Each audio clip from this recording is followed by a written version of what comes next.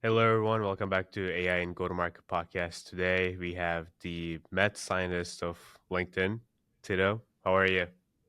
I'm doing great, man. Thanks for having me. I'm excited to be here. Super excited too. Um, for those, I'm sure a lot of people will know about you, but for those who don't, do you want to do a quick intro? Yeah, super quick. I'm Tito Bohrt. I am obsessed with data, math, and sales development. So I follow a very data-driven approach to cracking the code of how to generate pipeline and close more deals for B2B companies.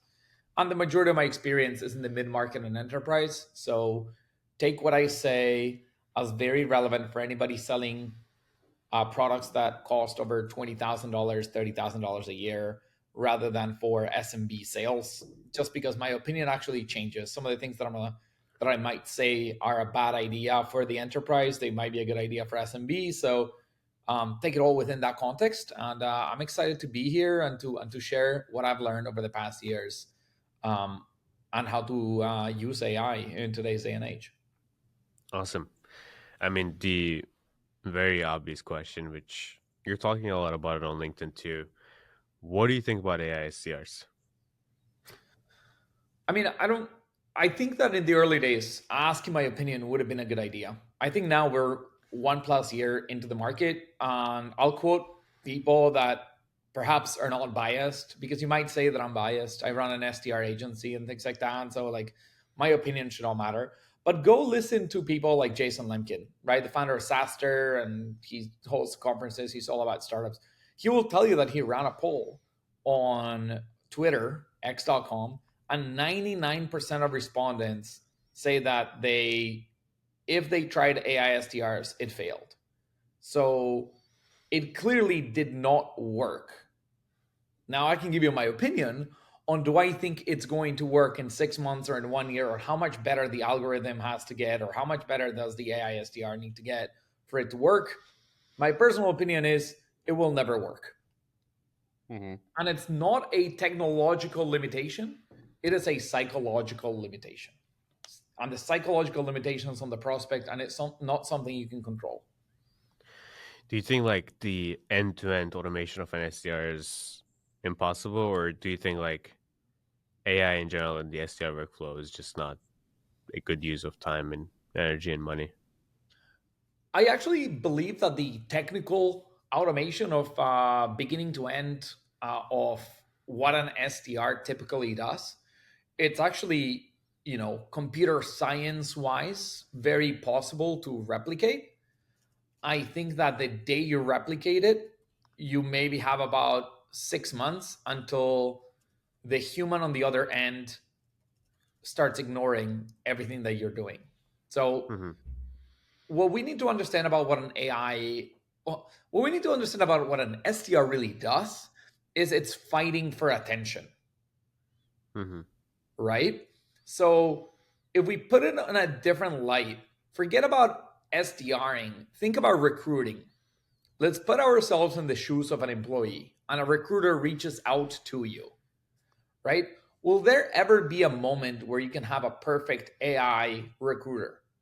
And put yourselves in the shoes of the employee rather than the recruiter, right? Like Hmm. in the early days, somebody can send me a message and be like, "Hey Tito, love your background. You used to work at Citrix and you have a lot of SDR leadership experience.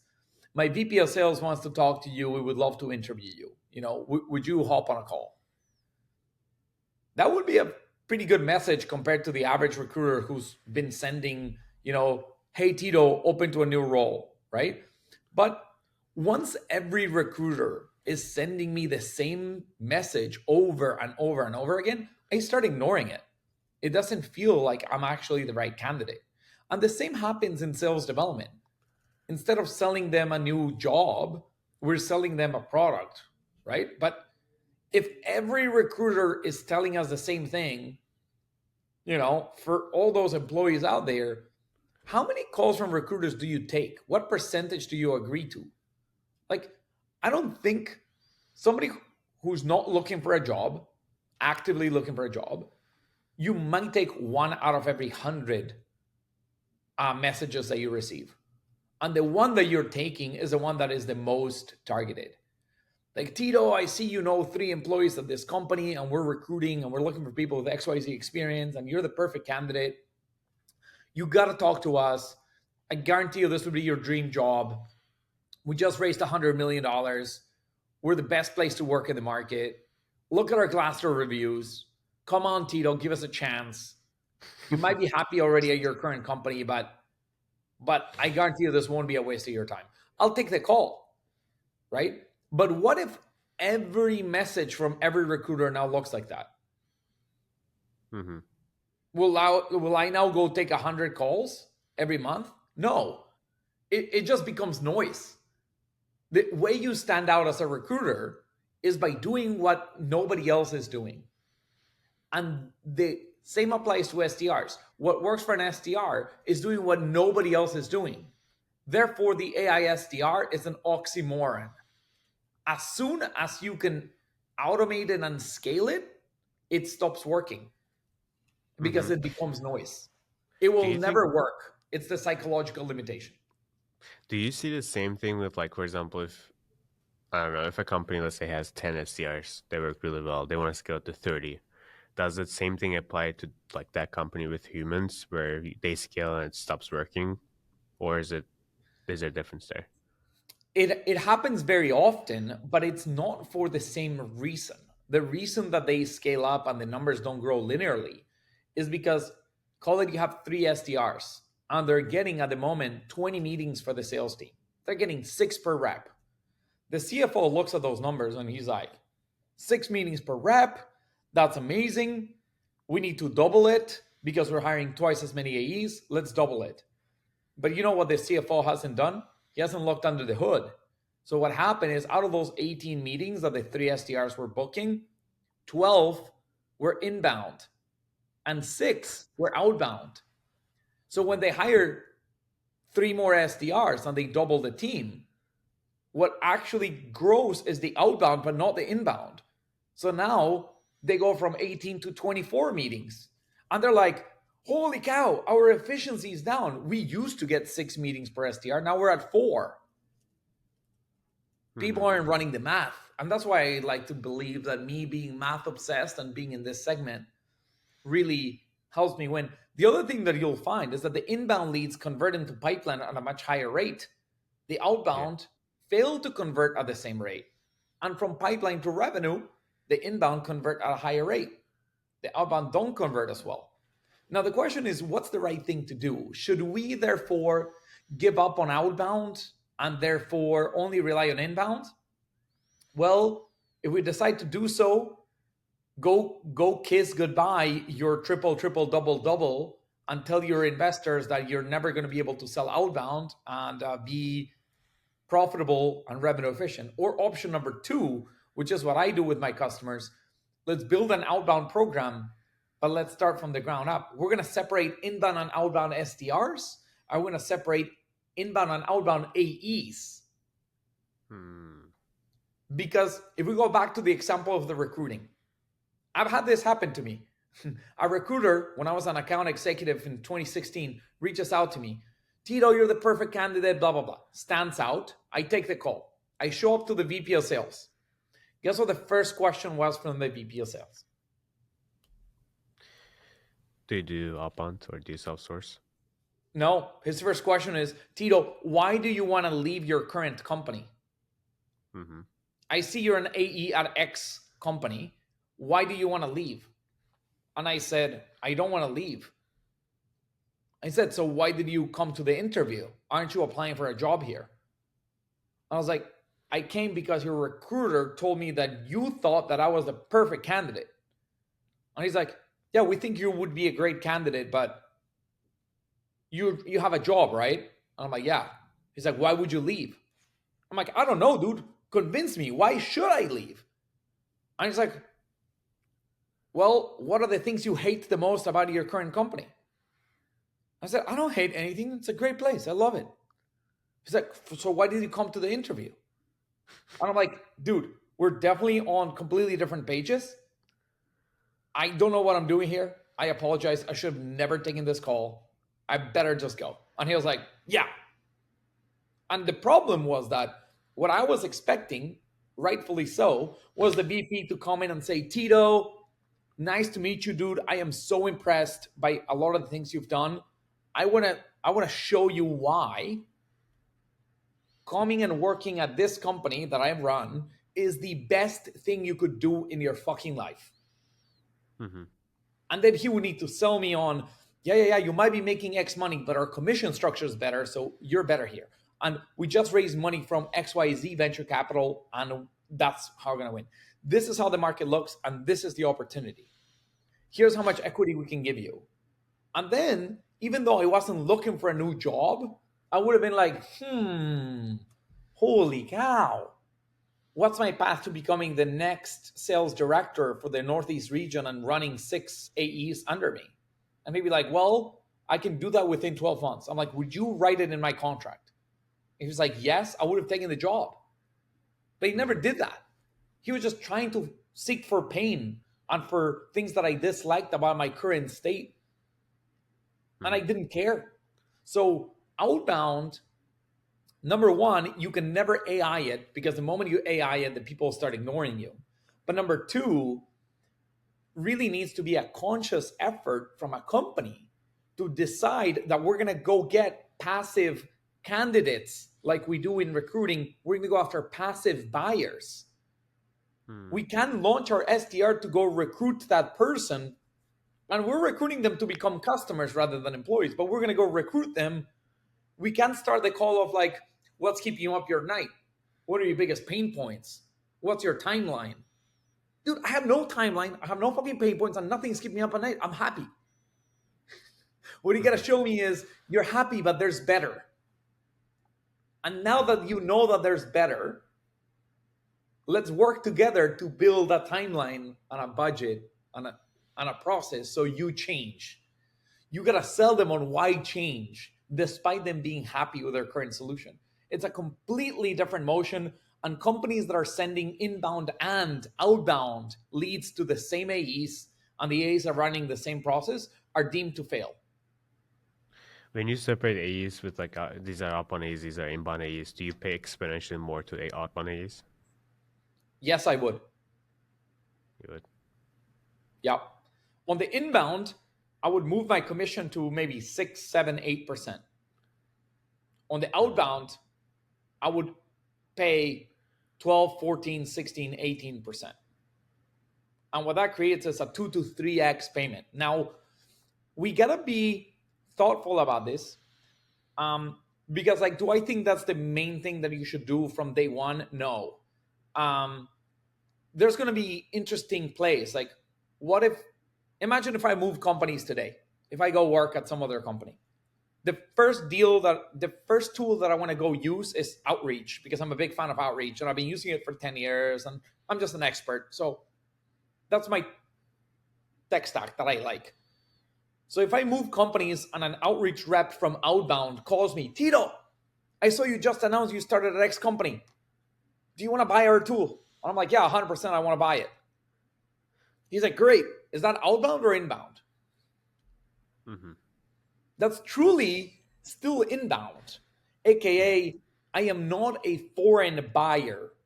I am a known buyer. I was going to come inbound either way. He just looked at a signal that is demand capture. So I believe demand creation should be paid much higher than demand capture. Now, how do you distinguish those? It's a little bit harder. I don't think an unsophisticated company, right, or an early stage company, if you have less than 20 AEs, don't worry about paying differently. But I would worry about starting to split it and understanding the mindset of the person coming to the call. Are they coming with brand awareness? Are they coming with product awareness? Are they coming with pain points? If they're not coming with any of those and it was really cold outbound sourced, I think that goes to a different AE than if somebody is coming with a project in hand. What do you say with the AEs that close the most amount of outbound? What do they do differently? How do they open the calls? How do they progress the deals? There's different ways to phrase this. We actually have done a few different things. Number one, we internally have an outbound mindset quiz. It's 57 questions. The AEs take it. and it helps you understand how are they thinking about outbound versus inbound differently. If they're thinking about it the same, they tend not to close a lot of outbound. If they're thinking about it significantly differently, they do. What are things that outbound AEs that do very well do differently? They understand that the first thing they gotta sell is not the product, but it's change. So therefore, they need to sell change. And you can sell change by criticizing current state because that creates tension. So they need to place themselves as a consultant. So it's very counterintuitive to all the sales literature, but a great outbound AE sells you vitamins rather than painkillers, or at Hmm. least phrases things as vitamins. And it's not until you really, as a prospect, you have that desire for a future better current state that he starts quantifying the cost of staying the same. You first sell the future, then you quantify the cost of not changing. That's what creates value. Most people try to go straight into what are your pain points, and those are unrecognized. Those are implicit needs rather than explicit needs. And I've Hmm. tried to explain this in so many different ways. It's like trying to sell a car to somebody that has been riding horses. If Hmm. you ask them what do they want, they'll say a faster horse. Yeah. You want a car, right? So it's Yeah. it's a little bit different on how you think about it. Um, but once you make them want to have the car, then you go quantify what's the value of actually changing, and then they get excited about it, and then you need to empower them to sell internally. You need to empower them with the right material so they make that a project. It's a way longer sales cycle. Usually add 2 to 4 months to the regular inbound sales cycle. What do you think about signals? Signals are great. Signals are great when you are looking at doing demand capture, but signals are not scalable. Hmm.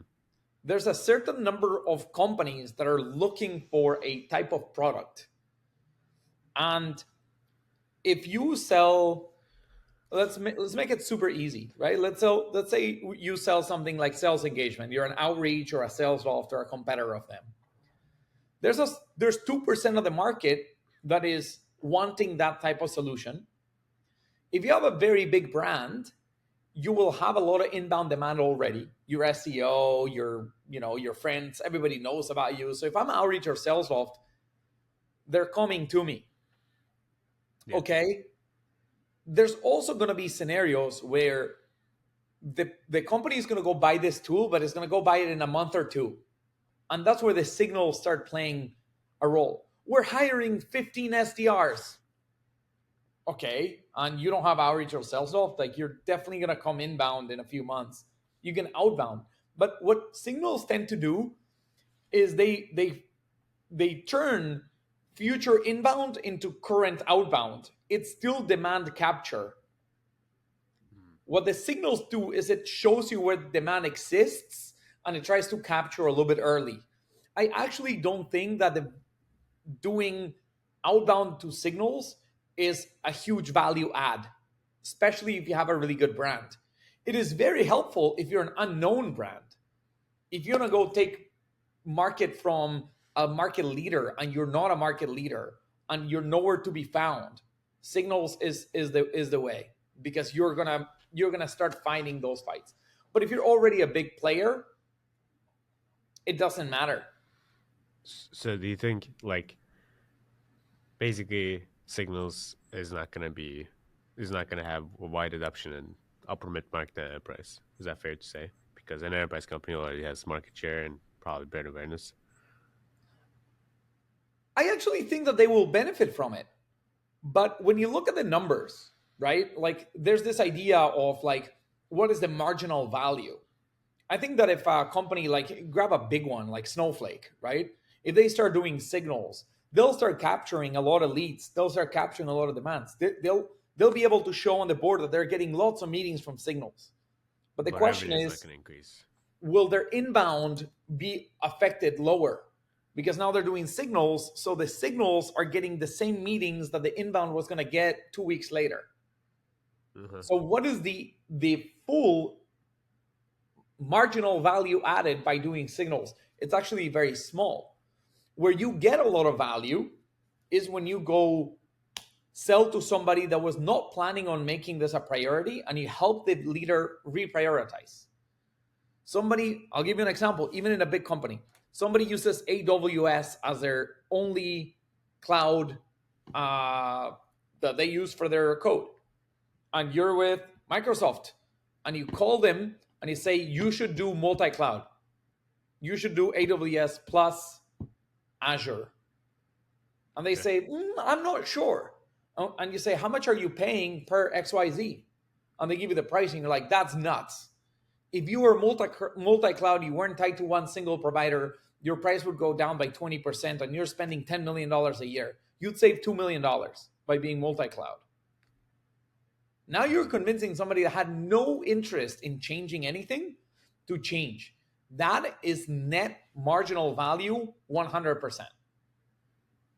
You found money where there was no money to be found, while the signal is a complete opposite. Tito changes jobs. I was 100% going to go request a demo into Outreach, but guess what they did? They just called me. Yeah. The SDR gets the points, the SDR gets the commission, but did he actually create value or did he capture value? And I think it's 90% value capture, 10% value creation. Yeah. Yeah. That is phenomenal explanation.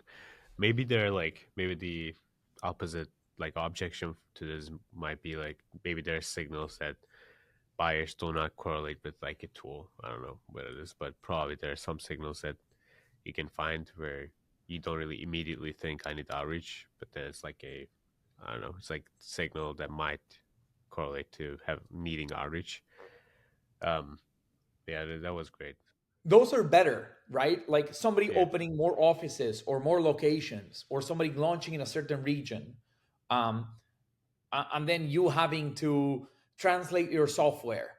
Like it might not even be something that they're thinking about, but somebody being like, we're going to start a sales team in Japan. And it's like, okay, great, guys. But do you guys have your software in Japanese? And like, oh shit, no, we don't. yeah, yeah, Okay, well, that's a good signal to go outbound. And maybe they were going to go very far and not realizing it. And when they were going to translate, they were just going to use Chat GPT. But if you're an expert at translating for software, that might be a good signal. So you got to be very careful about your product. And again, part of this podcast for me, Emir, is just putting out there ideas that yeah. the people who are listening just say, huh, that is interesting. I never thought about it that way. That's my goal If too. Yeah, Yeah, if we get them to think about it that way, then they're getting value from this podcast. exactly. I mean, we talked a lot about the things that do not work for to make people a little bit more optimistic. What is working right now in outbound or pipeline generation? Yeah. Remember that we need to stand out, right? And one of the concepts that I talk about in Outbound that works really well is something called unity. And again, people will need to quote me on this long term because I believe I'm one of the inventors of the idea of unity. Unity is the closeness between you and the account you want to close or that you're going to target. So Mhm. imagine the following. Imagine you run the call center infrastructure of AI for American Airlines. Every time somebody calls American Airlines, there's the bot that picks up, says, hey, thanks for calling American. Imagine that you're that company. Yeah, What would be, or I'll just give you the answer. So, what you really want to do if you're that company is you want to try to get Delta Airlines to buy your product because American Airlines is paying you $10 million a year. yeah, So, what's working in outbound is creating micro campaigns that have a really good reason. So, I would create a list of all the airlines that have lots of passengers, and the messaging around it would be American Airlines is doing X. Are you going to start doing that soon, or are you going to lose the battle? And you can mm, phrase it in whatever ways, but phone, email, LinkedIn, everywhere. It has to be consistent messaging on your Delta Airlines, your United Airlines, your Spirit Airlines, your Frontier. You might be Lufthansa, you might be Avianca, you might be any of these airlines. But if American Airlines has already moved and they've already seen increased efficiency, increased KPIs, better time to resolution, all that stuff, now I have a proven improvement that I can create in your company that you weren't even thinking about. You thought that hiring your regular agents was the best idea. And now I'm coming with a very disruptive technology and just showing you straight. And it Mhm. needs to be numbers driven and it needs to be a little bit of a FOMO campaign. Now, why do I Yeah. call that unity? Well, the closeness between American Airlines, which is a current customer, and United is quite close. Where else can we find unity? Unity is just closeness. So it can be friends. You're a CEO of a brand new company. Find every person that follows your CEO and is the right person on the right target account, right? You Yeah. sell to mid market companies that use outreach. Great. You just launched a product integration with outreach. Great. Find every SDR leader that is friends with Tito and uses outreach and just send him a message. Hey, dude, I see you follow Tito. We just launched a new product. We would love to show it to you. Tito's doing some info sessions, and he has a friends and family discount for anybody who checks it out before July 1st. Can I pencil you in for June? You're going to get meetings left and right. And now remember, when the person shows to the meeting, don't ask him what's your biggest pain point. Yeah. Tell them on the idea of changing. Yeah. That works.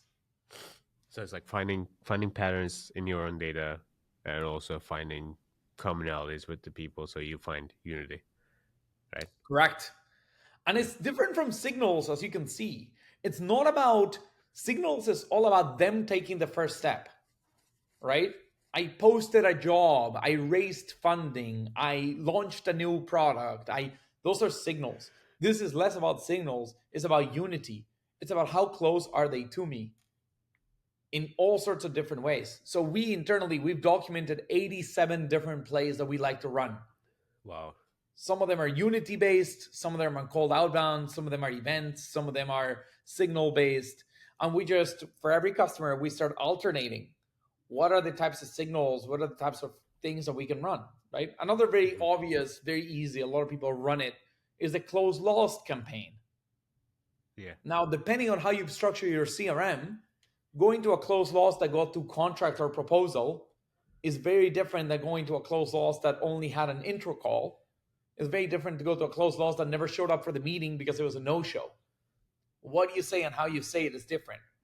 Yeah. So many times it's also about your data layer. If you structure your data layer well, then you can run quite complex ideas and you can build micro lists and micro segments that allow you to just yield more meetings from a smaller target and then turn meetings into revenue at a much higher rate.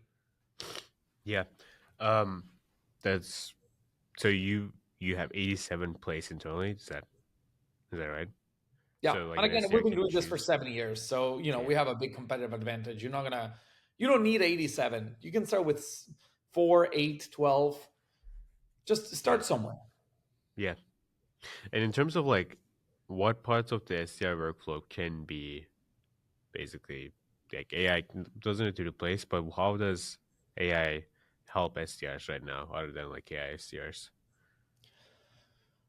Yes, it's easy to know what works when you understand what doesn't work. So what doesn't work is mass messaging and saying the same thing to everybody. So what works Yeah. is quite targeted, but it also needs to be written in a very executive outbound format, right? Yeah. There's been two camps right now, right? There's the I see a lot of outbound messaging, especially from AI SDRs, that are very much demand capture. Like, hey, Yeah. Tito, are you looking for a new accounting firm? We can help you. Like, I get 52 of those every day. Yeah. And remember, only 2% of the market is looking for new solutions. So, sure, you send 100,000 of those. And if your market is huge, then you'll find it. But where I think the AI actually works is help me clean up my lists and building my campaigns, building my messaging a little bit, but make it small segments. And then it will help me streamline some of the finding of data, but and it might help me even draft some emails.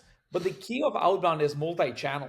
So you need to do coordinated LinkedIn, email, and phone all at the same time to enter my brain awareness. Because I Yeah. can tell you, if somebody calls me and tells me, hey, Tito, I know your inbox is super crowded. I sent you an email, but I bet you haven't seen it. I just wanted to call you to let you know I'm a human. I'm not a fucking bot. You're not in a marketing drip campaign. We're working with American Airlines and you're the VP at Delta. I have to show you what we've done for them. Can I Yeah, ping for the sure. email back to your inbox so you read it? I'd be like, yeah, brother, ping it. What was the subject line? It said American Airlines improved KPIs. Yes, ping it right now. I'll take a look. He's like, thank you. Bye. I'll read the email. And the email is going to be really good because it's about American Airlines and I'm Delta. I'm going to look at that. I'm going to reply. I might say, ping me in 3 months. Now you have a warm lead who understands what you did, who you did it for. And in 3 months, you're creating value. So So the way you to need to do scale is multi-channel. essentially finding these small groups of companies, small groups of patterns, small groups of unity, as you call it. And then as you can find those over and over again, then you scale. Is that correct? That's correct. And you Yeah. can try to build, reinvent the wheel, build it from the ground up. And again, a Yeah. little bit of a, shameless plug or promotion, but that's what my agency does all day, every day. We've already Sure. Yeah. documented these. We already understand the logic.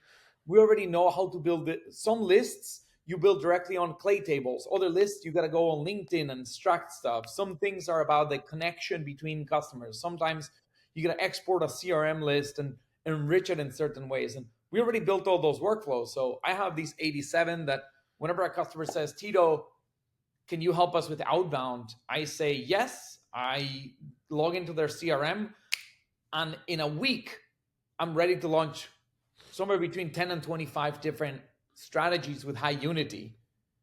Yeah. Internally, that would take him 6 months, 9, 12. So it's about the speed to value and about a creative outbound value. Um, but I think that's where the market needs to go. And I think, Emir, if we talk again in 12 months and you ask me what's working, I bet that what I just said right now, in 12 to 18 months, it might be too late because this market evolves really, really, really quickly. The um the thing about yeah, market is changing a lot, but like if I go back to signals, what you said really resonates with me because as like I mean, I'm sure all sales leaders are the same. We kind of like want to have control. Like, the reason that anyone goes in sales is because you want to have the inputs that correlate with outputs, and you want to have control over your essentially double to whatever you want to have, like in terms of money, financial, everything. Like if you rely on signals, you essentially give the control to the company so that they can open up 15 SDR positions so that you can reach out, or like they need to raise a funding round.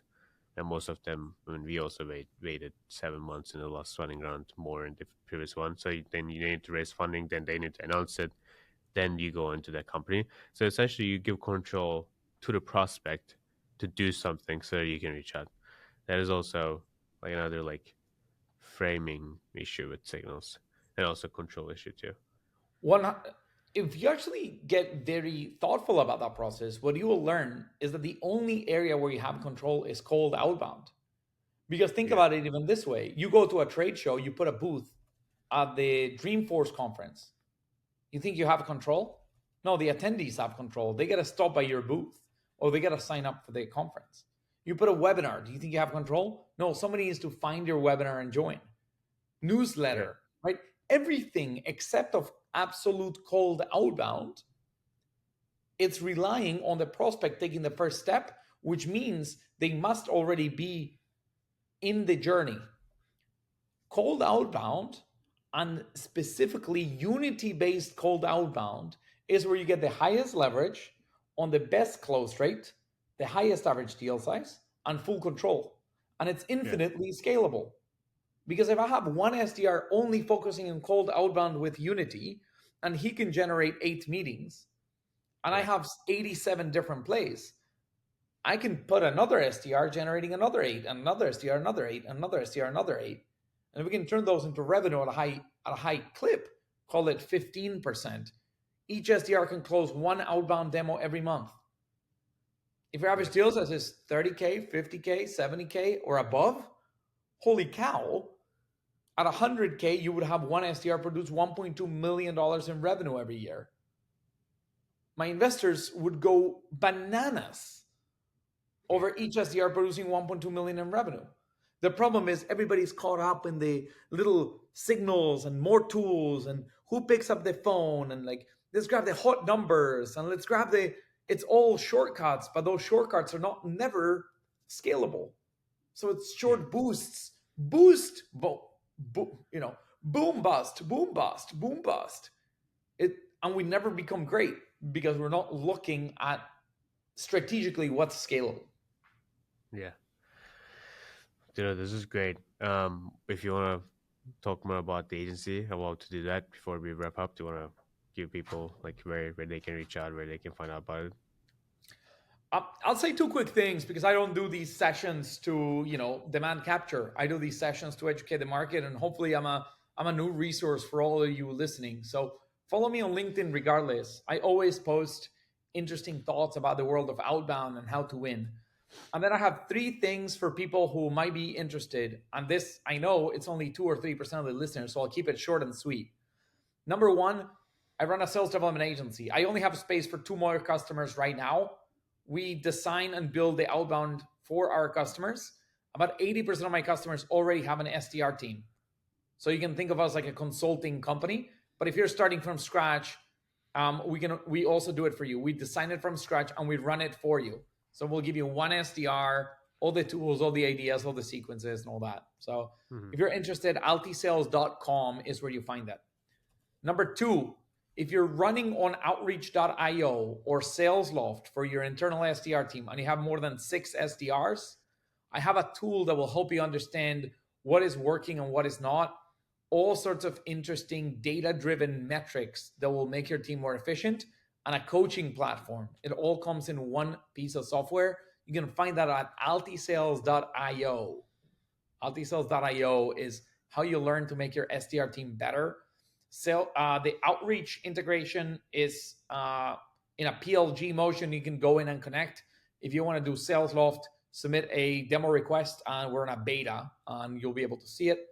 And then number three, if you're an early stage founder, seed or pre-seed, you're about to raise a seed, you're about to go raise a Series A, talk to me. I invest in a lot of B2B SaaS companies that are very early stage and I take them to the moon.